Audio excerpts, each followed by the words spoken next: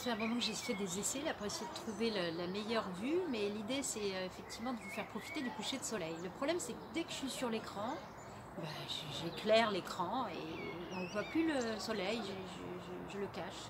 Donc je vais vous présenter le livre et puis après je vais me cacher pour que le soleil puisse vous montrer comme il est beau quand il se couche ici à Bièvre. Donc je voudrais vous lire de la poésie, c'est Irène Guéraud, Tefra, c'est chez Almanar, avec des gravures de Bouchaïb Maoual. Donc c'est très très beau. Cette auteure, je devais la recevoir au mois de mai avec une classe du lycée de Massy et voilà, bah, ça ne sera pas possible. Donc je voulais quand même lire de sa poésie et puis que ça soit en ligne. Donc voilà. Donc je peux vous montrer, il y a voilà, de très très belles illustrations, comme tous les livres chez Almanar, qui est vraiment un tout petit éditeur qui fait des choses absolument magnifiques. Voilà, et bien ça va être un peu le ciel que je vais vous laisser deviner.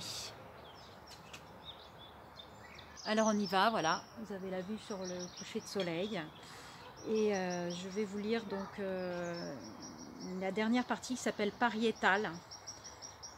C'est le chapitre 7.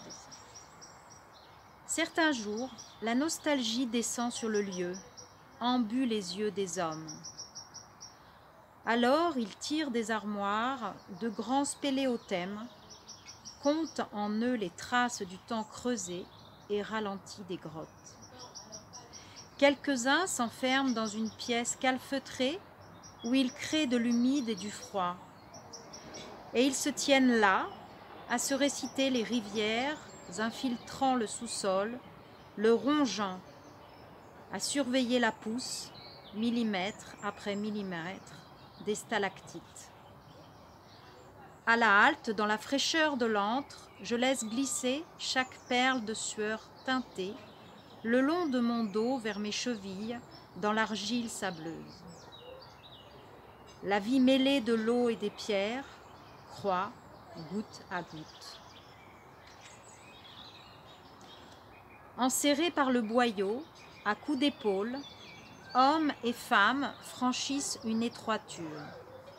Au bout, c'est une salle vallonnée de bauges d'ours lacérés de griffades. Ils ne s'y arrêtent pas. À leur front, les rayons de lumière extirpent du noir concrétion, colonnes. Illuminent un instant gouttes et cristaux. Dans la lueur, soudain, des stalagmites brisées dessinent un cercle hérissé au ton de sable. Si je demeure au creux de la grotte étendue, sans bouger, mes membres nus, de millénaire en millénaire se nappent d'un glacis de calcite. Ramifié en bras calcaires, j'y taille lances et saguets. Sous leur peau laiteuse, de très anciennes veines bleues par transparence s'écoulent. Ils ont quitté le lieu, sont descendus sous terre pour connaître l'âge des mains perdues, des mains insaisissables qui brisèrent les stalagmites. L'âge aussi d'autres mains qui ont tant aimé les parois qu'elles s'y posèrent comme pour toucher, par d'immobiles caresses enduites de couleurs, les cortèges d'animaux passant derrière la roche. Et tandis qu'hommes et femmes, yeux à l'affût, guettent traces de charbon, mouchages de torches, l'éclat d'os de bêtes mangées par ses mains, leurs lampes électriques se muent, pas à pas, en lampes à graisse de grès rose.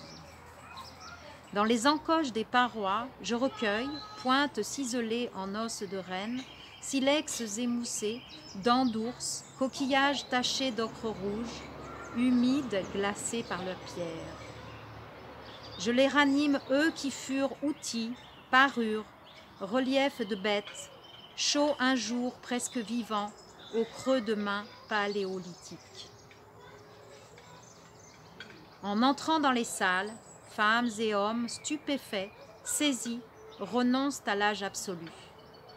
Dans l'ombre, ils voient des doigts broyer des ocres jaunes et rouges, des bouches crachées des pigments, accolées au mur de pierre des silhouettes, des gestes. Et tout autour, ce sont de grandes hardes sauvages qui cavalent, tournoiement de sabots et de cornes sur les parois semées de cygnes, ou derrière elles.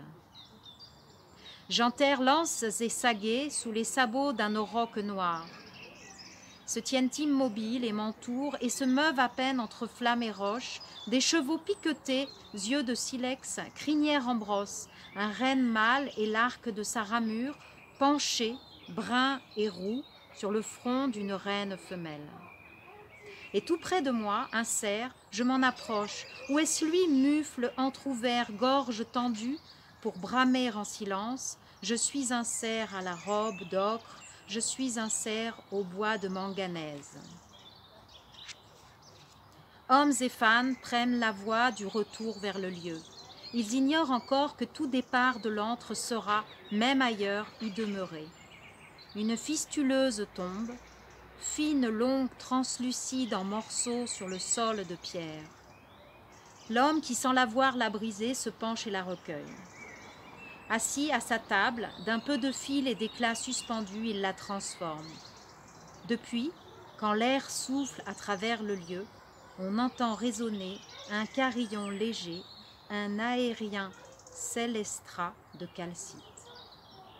Là où le pelage du cerf luit rouge, la paroi se réchauffe, et je mêle à la sienne ma toison.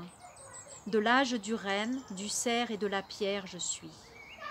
Dans mon corps lancéolé, mes os sonnent cristallins, teintent chaud au creux de moi, ou au dehors, si je bouge, réparant la brisure et les voies reprisées du passé.